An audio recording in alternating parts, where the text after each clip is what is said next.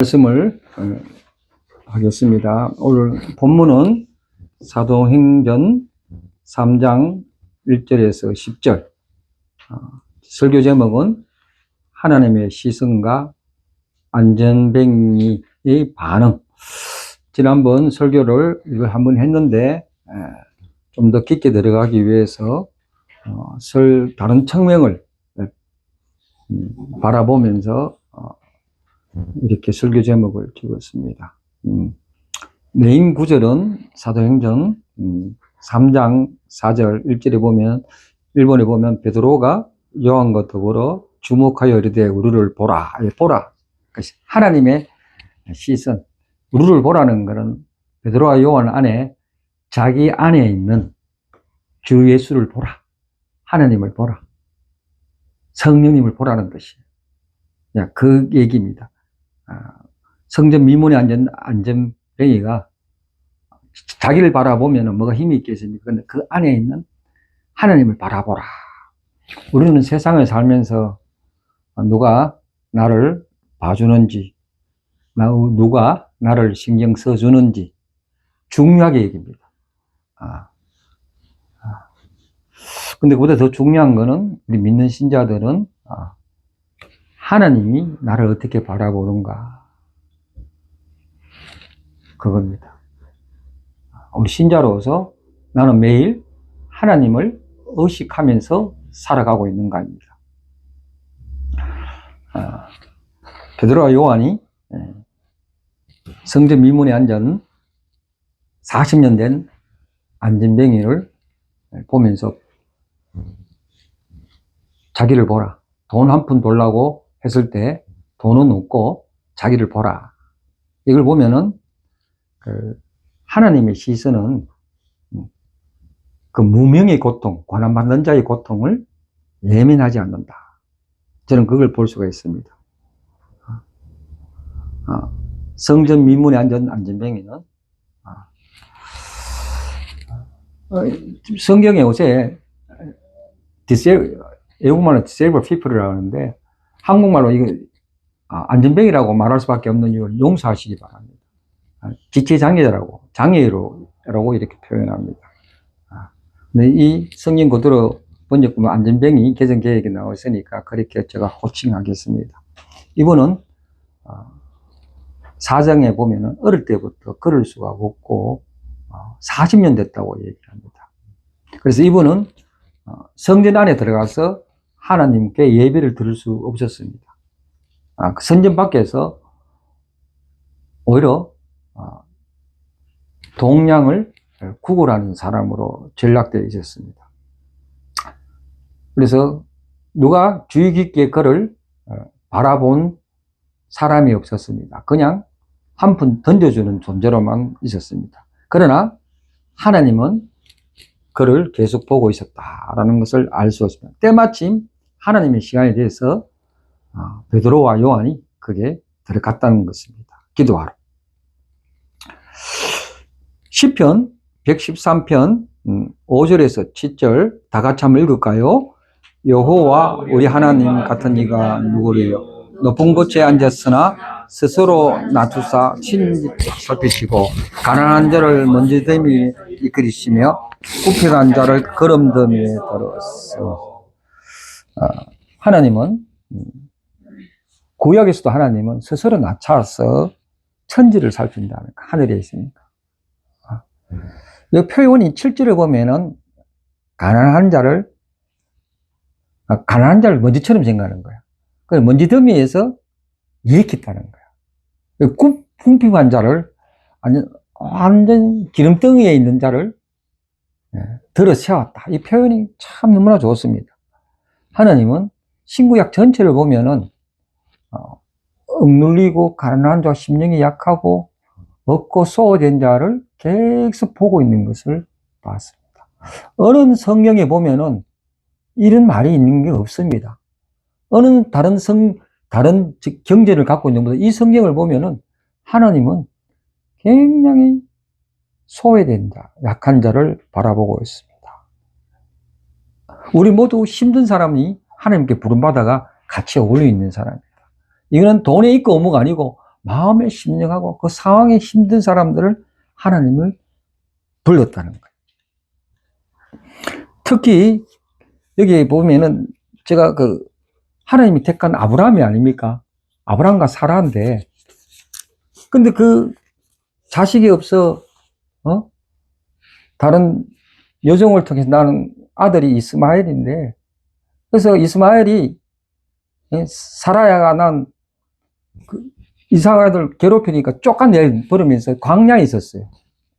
근데 그 광야에 있을 때 하나님이 이렇게 말을 합니다. 창세기 16장에 보시면은 13절, 너는 여호와를 엘로이라 하시니 나는 살피시는 하나님이다. 비록 이방인도 하나님이 살핀다. 궁핍한 자를 살핀다. 공의 하나님인 걸 철저히 볼 수 있습니다. 그 하나님은 고통에 있는 자, 절망 속에 있는 자를 찾아본다. 선택받지 않은 자도 안 보는 것지만 하나님 시선은 항상 있는 거예요.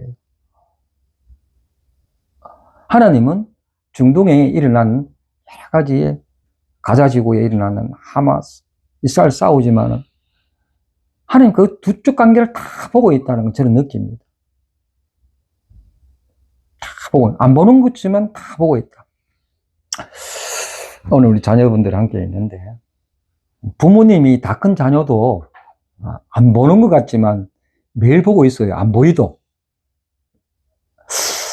대학교 갈 수 있는지, 대학교 졸업해서 뭐 하는지, 직장을 갈 수 있는지, 직장하면 결혼을 할 수 있는지, 결혼했으면 얘들이 또 싸움에 갈라서지 않았는지, 또 부부생활 잘하고 할 수 있는 또 자녀가 가질 수 있는지,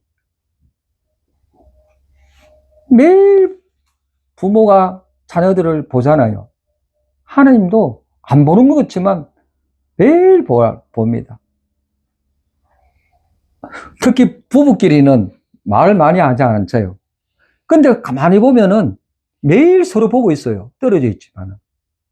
조그만한 거 뭐 있으면 어떻게 되면 가슴이 덜렁덜렁, 덜컹덜컹거려요.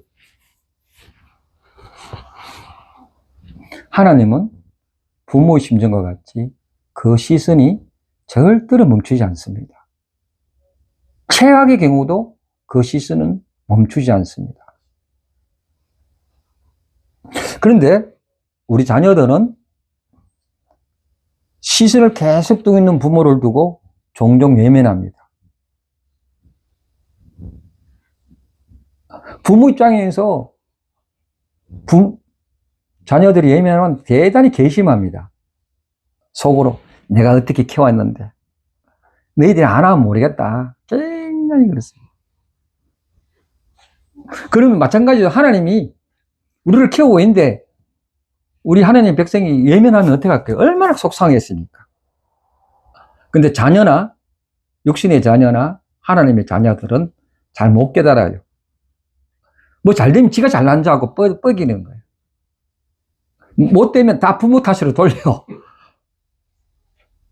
근데 부모나 하나님은 마음의 소가리를 하면서 계속 보고 있는, 알란지 모르겠네. 압니까?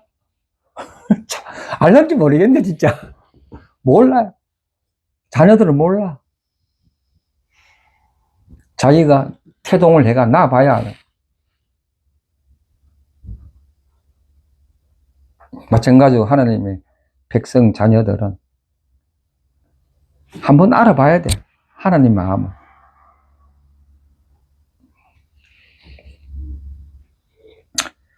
정말로 하나님의 시선은 사람의 시선과 다르다는 걸 느낄 수 있습니다. 3장 5절에 보면은 사도행전 3장 5절에 보면 안전뱅이가 그가 무엇을 얻을까 하면서 바라보았거늘. 이 안전뱅이가 바라보는 원인은 뭐냐 하면은 동전 몇 푼입니다. 근데 3장 6절에 보면 베드로가 이렇게 말을 합니다. 은과 금은 내게 없거니와. 그리고 이어지는 말이 일어나 걸어라 라고 얘기합니다.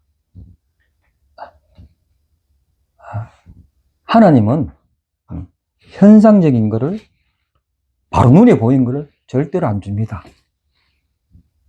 그거 주면은 캔디잖아, 설탕이잖아.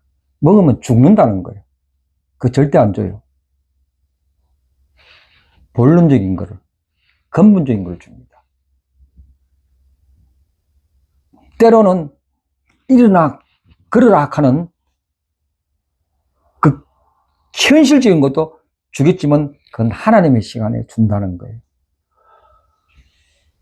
하나님의 시선은 38년, 40년 된 안전병의 외형을 보지 않았습니다. 그 조건을 보지 않았습니다. 계산을 하지 않았습니다. 하나님은 인간의 가능성에 관계없이 그냥 그 본질을 봅니다. 가능성이 있어봐야 뭐 때문에 하나님은 절대 그런 거 안 봅니다. 사람은 현실을 보지만은 하나님은 거울을 넘어서 현실을 넘어서 봅니다.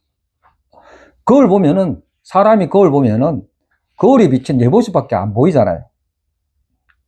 그래서 하나님은 현실에 비친 모습이 아니라 내 안에 있는 원석을 본다는 거예요. 거칠어졌지만은 원석을 끄집어내서 보석을 만든다는 거예요. 그 원석이 내 자아가 아니에요. 그 원석이 내가 너를 불렸으니까 그 안에 뭐가 있습니까? 성령의 그 원석이 있던 거야. 너 안에 기거하고 있는 그 원석을 네에 제공시키기 위해서 보석을 만들겠다는 거예요. 즉, 사람은 부를 때 외모를 보지만 하나님은 부를 때 마음의 중심을 봅니다. 여러분, 사무엘상 16장에 있는 13절의 말씀, 이런 말이 있습니다. 나 여호와는 중심을 본다. 다 같이 한번 읽어볼까요? 4번 한번 읽어보겠습니다. 시작.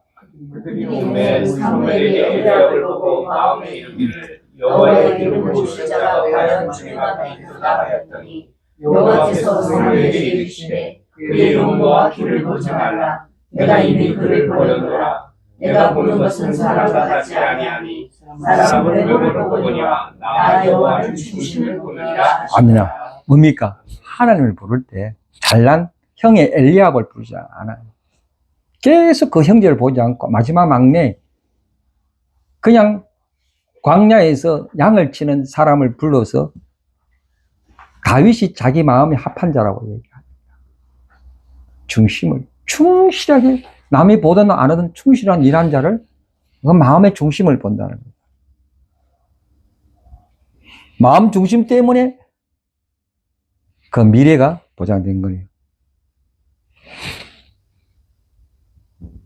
자녀들의 잘나고 못나고, 자녀들의 실패 걱정하지 마세요. 그 마음에 하나님의 마음이, 하나님의 선한 것이 살아있다면은 자녀의 현실을 보지 말고 하나님이 계시니까 자녀가 잘 된다는 거예요. 하나님 책임지겠다는 거예요. 여러분 잘 아는 그 스마트폰 창시자 애플의 스티븐 잡스가 있죠. 그 입양을 하더라고요. 입양아. 학교에서 문제아로 낙인 찍혔더라고요. 근데 그 양부가 이렇게 말합니다. 우리는 이 아이를 선택해서 얻었어. 너는 우리에게 특별한 존재야. 하나님은 내가 너를 불러가 선택했어. 너는 나에게 특별한 존재야. 그 얘기를 하고 있는 거예요. 우리 인생 정신앙이 네가 어떤 걸 해도 특별한 존재야.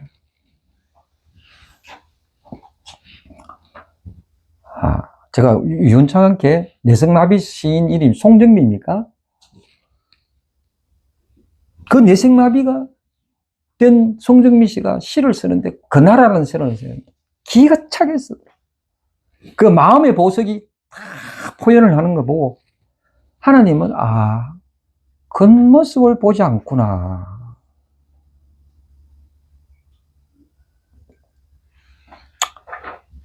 지금 여러분의 주위에 가까운 사람이나 친척이나 아내나 남편이나 부족한 점이 많을 거예요.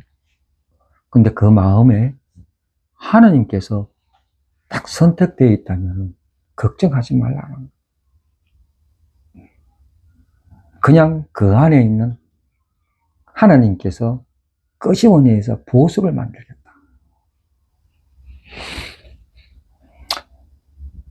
사도행전 3장 7절에 보면 이렇게 말합니다. 하나님의 시선이 딱 바라보니까 그의 발과 발목이 곧 힘을 얻고 걷기도 하고 뛰기도 하며 하나님을 찬송한다. 하나님의 시선은 불쌍히 여기는 동정이 아닙니다. 치유하고 회복시키는 능력의 시선입니다. 그냥 가만히 보고 참 안 됐네 뜨뜻거리지 않는다는 거예요. 회복시키는 능력의 시선이라는 겁니다. 안전병이는 자기 힘으로 절대 일어설 수 없었습니다.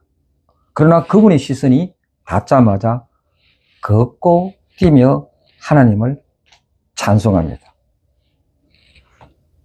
하나님께서 바라본다는 것은 그 복선이 하나님께서 말씀하신다는 거예요.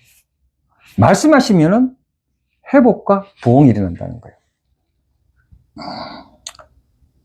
에스겔서 37장에 이렇게 말합니다. 마른 뼈가 에스겔의 환상을 보면서 여호와께서 주께서 하시나이다. 그 뼈들이 살아나서 큰 군대가 되리다. 하나님의 말씀이 되니까 죽은 뼈들이 살아나서 활동하기 시작합니다.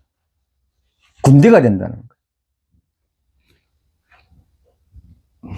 우리가 자꾸 하나님 심수를 우리가 바라보는 거예요. 그럼 하나님 바라볼 거 아니에요. 그럼 그 복선이 뭐냐? 하나님 우리를 바라보면은 말씀을 하신다는 거예요.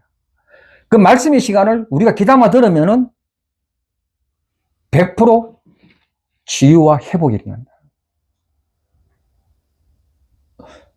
우리가 자꾸 하나님 시선에 이끌림을 받아야 돼요. 우리가 자꾸 하나님 시선에 집중해야 된다는 거예요.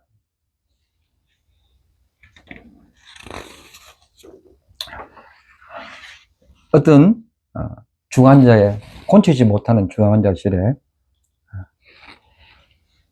살지 못하는데 저는 많이 신방하면서 봤습니다. 근데 그분이 이런 말을 하더라고요. 저는 의사보다 더 큰 시선을 느꼈습니다. 그날 밤에. 밤마다 눈을 감을 때마다 하나님이 나를 보고 계시는구나. 그 마음이 자꾸 드니까 그 고치지 못한 병이 암이, 삼기가 회복되는 것을 기적이 일어나는 거예요. 문제 현상을 보지 말고 더 큰 하나님의 시선을 바라보라는 거예요. 여러분의 세상을 살면서요, 신앙은 견뎌내는 거예요. 현실에서 견뎌내는 거예요. 인내하는 거예요. 그냥 예수 믿었다 해서 하나님 안에 있다 해서 금방금방 끝나고 겁 나오는 게 아닙니다. 그 견뎌내면서 하나님 시선을 자꾸 보는 현상보다 여러분 이 시간에 상황보다 더 큰 시선 하나님이 우리를 보고 있다는 걸 믿으시기 바랍니다. 병든 마음, 지쳐있는 몸, 외로움 속에 있는 영혼, 하나님 시선을 통해서 이 인생이 흘러가고 회복될 줄 믿습니다. 하나님의 시선을 본다는 것은 하나님을 의지한다는 거예요. 5번의 잠언 3장 5절 7절 다 같이 한번 읽어봅시다. 너는 마음을 다하여 여호와를 신뢰하고 내 명철을 의지하지 말라. 너는 범사에 그를 인정하라. 그러면 너희를 지도하시리라. 스스로 지혜롭게 여기지 말지어다. 여호와를 경외하며 악을 떠날지어다. 이것이 내 몸의 양약이 되어 내 골수를 융택하게 하리라. 뭡니까? 내가 석박사를 받고 좋은 학교 칼리지에 무슨 라이센스 받았다. 그거로 뭐 될 것 같죠? 처음엔 입학해도 취직을 얻어도 아작나는 수가 있더라. 처음에 입학이나 잡을 못 얻더라도 하나님을 의지하니까 그 작은 조각들이 모여서 큰 선을 이루어서 엄청난 일을 하는 걸 많이 봤습니다. 우리 부모님들 좌절하지 마시고 실망하지 마세요. 절망하지 마세요. 하나님이 그 인생을 조각처럼 맞춰져 갈 줄 믿습니다. 너 마음을 다하여 범사에 그를 인정하는 일이에요. 우리 할 일은 그냥 인정한다는. 다시 따라합시다. 하나님, 당신의 길을 인정합니다. 말로 자꾸 해요. 하나님의 시선을 의식한다는 것은 나의 명철을 깨닫지 못한다 하는 것을 인지하는 거예요. 나의 것으로 못하는 것을 알게 되었을 때, 나의 의지로 건강을 못 고친다는 것을 알게 되었을 때, 나의 의지로 획득하지 못하는 것을 알게 되었을 때, 우리가 해야 할 일은 뭡니까? 아, 내가 못하는구나 인지하면 돼요. 그리고 남겨둬요. 그게 우리의 지혜입니다. 바둥바둥 하지 마세요, 제발. 못하는 거 놔두세요. 니가 다 했지? 하나님께. 니 다 했지? 안 되지? 그거 보고 있는 거예요. 아, 내가 하겠구나. 내가 싸운다. 그게 우리 지혜입니다. 사도행전 2장에 보면은 오순절 사건이 나잖아요. 성령 올 때 불이 헬같이 강한 폭풍같이 일어나는 거는 뭐냐? 너희가 부족하니 성령님이 오셔서 카운셀링 하면서 강한 돌파에 힘을 줍니다. 근데 우리 그것만 포커스 두고 있는데 아니에요. 성령님이 하신 일은 우리의 연약함을 아시고 우리 하나님 때를 회복을 그때를 맞추기 위해서 성령님께서 옆에서 인내의 능력을 부어주십니다. 성령님께서 우리 안에 머무면서 계속 참아라, 참아라. 때가 되면 하나님이 이루신다. 그 능력을, 인내의 능력, 신앙은 인내.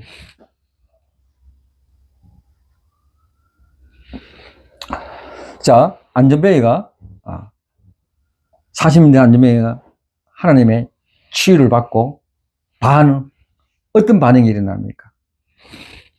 사도행전 6번이고 3장 7절에서 8절 다 같이 읽어봅시다.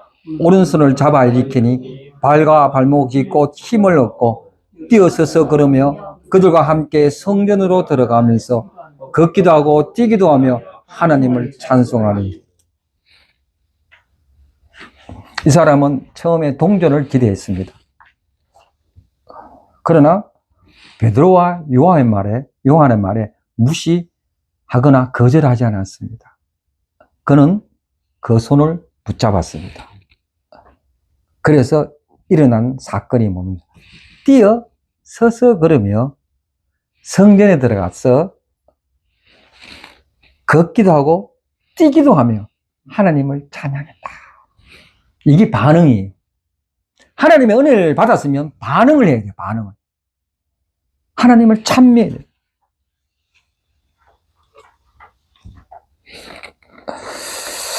하나님이 일어나 걸어라 그랬는데 안전뱅이가 가만히 생각해보니 자기가 40년 동안 걸어본 적이 없어. 그 말 들었는데 이게 말이 돼? 내가 40년 동안 걸어본 적이 없어. 근육이 말라 비틀어졌는데 이게 말이 되냐고.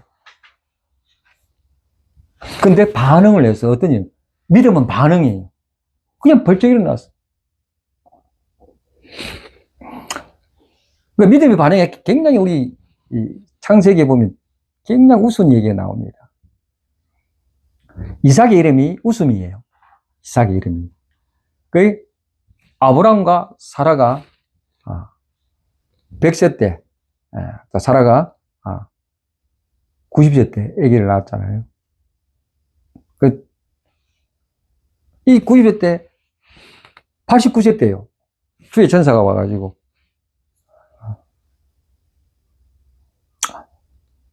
그 평소에 사라가 자식이 없으니까 내게 무슨 즐거움이 있으리요 라고 이렇게 표현합니다. 근데 하나님의 그 응답은 여호와는 능치 못함이 없다. 그리고 사라 나이 90대 있을 때 한이 풀렸어요. 이삭을 태동했어요. 그러면서 사라가 이렇게 말을 합니다. 하나님이 웃게 한다. 웃게 하는 거.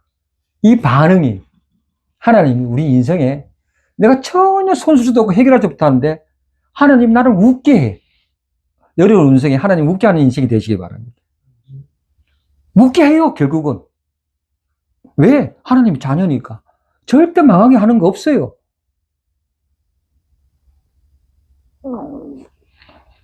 이거 보세요.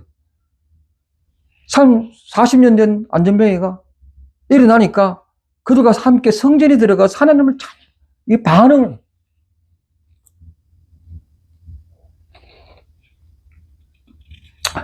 이 반응은, 믿음의 반응은 굉장히 중요합니다. 예수님이 십자가에 못 박혀 있을 때, 오른편 강도, 왼편 강도 있었죠. 오른편 강도는 예수님을 굉장히 좋게 얘기해서 내가 낙원을 가리라.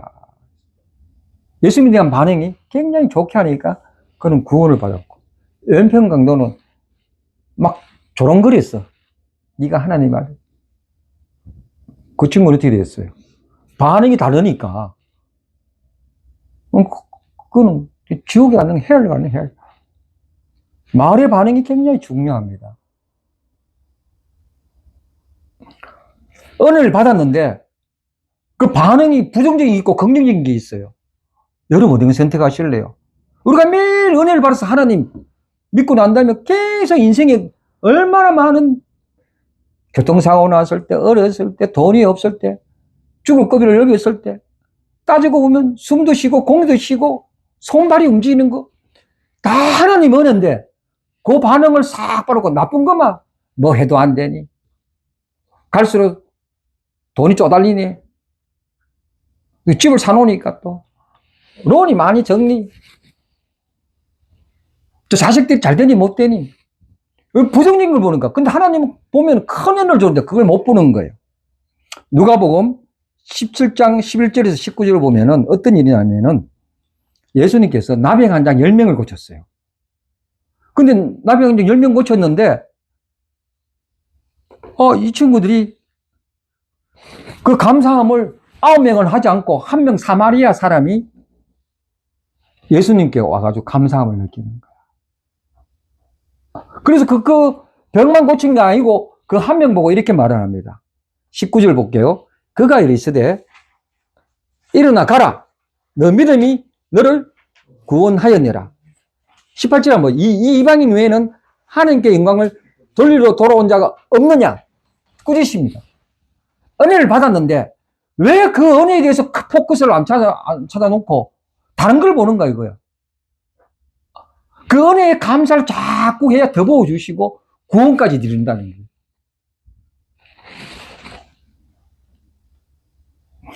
은혜 받는다는 건 응답을 잘 해야 되는 거예요. 은혜는 단순히 받는 거면 그치지 않습니다.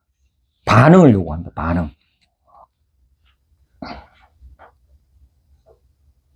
은혜 받아도 돌아오지 않는 9명. 10사람이 다 깨끗함을 받지 아니하느냐? 그 9은 어디 있느냐? 너가 은혜 받았는데 왜 9개를 다 부정적으로 얘기나 이걸? 10가지 다 받았는데 9가지 부정 얘기야. 은혜 하나만 딱 우리 중에 10가지를 받았는데 9개를 부정해버려, 9개를. 이거 뭐가 잘못된 거 아닙니까? 우리가 은혜 받은 일입니까, 이게? 근데 9가지를 잘 못 받아 1가지 은혜 받은 사람은 이 1가지 굉장히 귀하게 여겨요. 이 1가지가 10개째가 되더라고. 거꾸로 됐어요.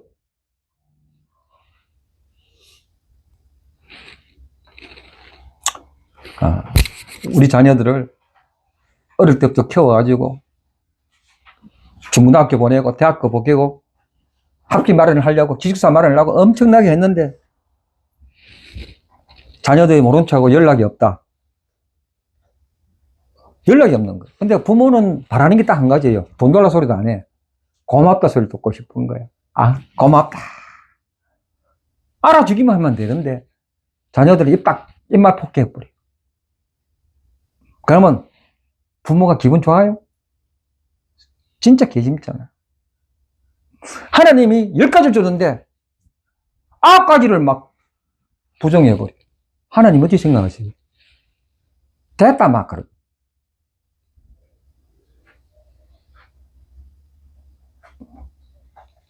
진짜 이런 사례가 있었어요. 어머니가 겨우 해가지고 그 아이를 변호사를 시켰어. 이렇게 시장 바닥에 도상을 해가면서 변호사를 시켰는데 한날 어머니가 사무실 우리 아들 잘났나 싶어도 구경하는데 그 다음 아들이 하는 말이 다시는 어머니 이 사무실 오지 마세요. 속으로 쪽팔린다 이거.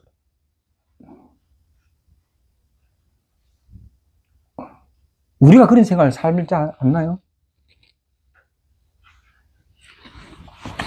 여러분 잘 아시는 건 세계 제2차 대전 때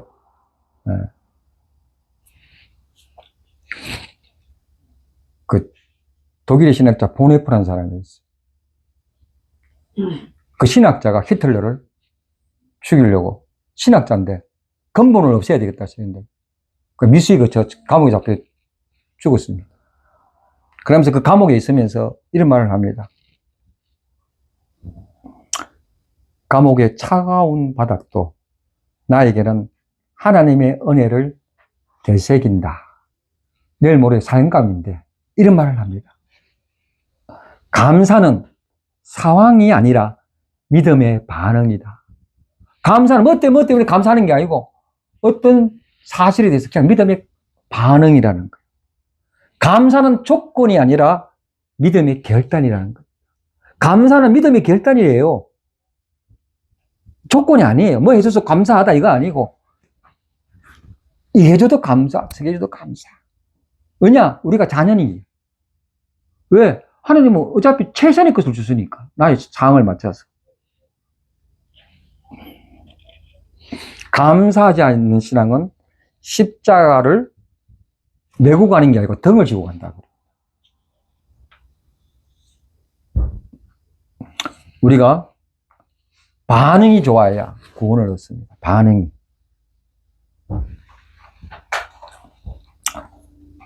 여러분 인생 살다 보면은 절망할 때 있잖아요. 절망할 때. 절망한다는 거는 뭐냐? 자세히 들어가 보면 심리적으로 자기가 판단하기 때문에 절망하는 거예요. 자기가 주인 되기 때문에 절망하는 거예요. 하나님이 끝이 아니라고 하는데 자기가 부정적으로 절망하는 거예요. 하나님 절망하지 마라. 그렇게 말한 적도 없는데. 에고. 8번 야고보서 5장 13절 14절 다 같이 있느냐? 그는 기도할 것이요 즐거워하는 자가 있느냐? 그는 찬송할지니라. 너희 중에 밴등자가 있느냐? 그는 교회의 장로들을 청할 것이요 그들의 주의 이름으로 길을 바라며 그를 위하여 기도할. 자, 어떤 반응입니까? 고난 당한 자가 있느냐? 기도하라. 이 반응이에요. 즐거워한 자가 있느냐? 찬송하라. 뱉는 자가 아니라 주변에 믿는 자를 장로님, 권사님 불러 들어가 기도하라. 이게 반응이야. 고난당하 있는데 기도 안 하고 다른 반응을 가지면 어떻게 해요? 옥상에 올라가 뛰내려야 됩니까? 즐거워하는데 하나님 참여하지 않고 자기 잘났다고 막 온천지를 돌아다니는 게요. 막 이야기가 잘난 척 하는 게요. 인간관계 완전 꼬이쁩니다. 내가 병이 들어서 내 스스로 기도할 능력이 없어.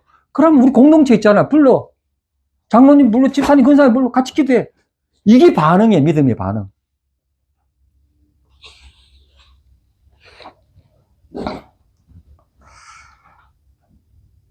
하나님이 우리를 바라보고 시선을 가지면 좋은 일이 반드시 생깁니다.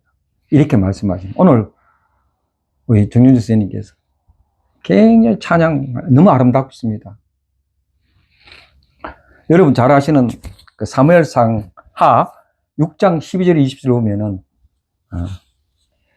다윗이 오베에돔의 집에서 여호와의 법궤를 가져오게 되는데 너무 좋아가지고 춤을 춥니다. 굉장히 춤을 추는데 그 다윗의 아내 미갈이 다윗이 춤을 추다가 허리에 이거 축 내려간 모해라. 그걸 보고 왕이 돼가지고 그 아내가 쨉쨉쨉거리는 거예요. 왜 그렇게 됐는지 전 상황을 안 보고 그 나머지 거를 험을 본 거야.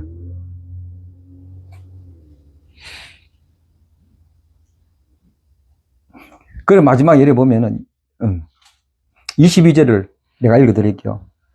내가 이보다 더 낮아져서 스스로 천하게 보일지라도 너가 말한 바 계집종에게는 내가 높임을 받으리라 한지라.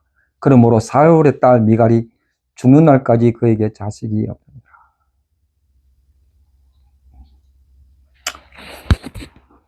하나님을 찬양하고 하나님을 섬길 때 여러 가지의 실수가 많이 있어.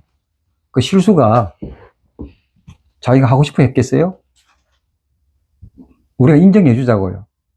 하나님을 하다가 너무 아름답잖아. 그걸 전체를 봐야지. 네? 그걸 이제 오늘 우리 스님처럼 전유스님은 아름다고 추는 게 아니고 다윗이 춤을 췄으면 어떻게 했어요? 지 마음대로 막 광란했을 거 아니에요. 폼도 없을 거 아니에요. 그러다 보니까 발에서 내려갔을 거 아니에요. 왜 그걸 험을 봐요? 험 보지 마라 이거야. 험 보지 마라. 우리가 신앙생활 때 얘가 시행착오가 있어요. 신앙생활 때 자꾸 그 험 보지 마라. 험 보는 사람이 다친다. 이거. 미갈은 어디에 대해서 자식이 없어서 보는 거야. 다윗의 춤은 하나님의 임재에 대한 기쁨의 반응이었어요. 정리하겠습니다. 우리가 하나님의 시선을 본다는 것은 하나님 나를 지킨다. 내가 하나님을 신뢰한다. 그 신뢰성이 더 큰 미래의 비전이 있다. 그리고 내가 은혜를 받잖아요. 그 시선을 통해서 은혜를 받잖아. 은혜를 받으면 반드시 반응을 잘 하세요. 신앙은 반응입니다. 인내를 통해서 뭔가 성취가 되었다. 직장을 얻었다. 학교를 통과 잘했다. 지가 달라된 거 하나도 없어. 하나님이 하셨다. 찬미를 하시라. 그에 하나님 은혜만 자기도 은혜를 나눠주는 자가 되어야 돼. 기도하겠습니다.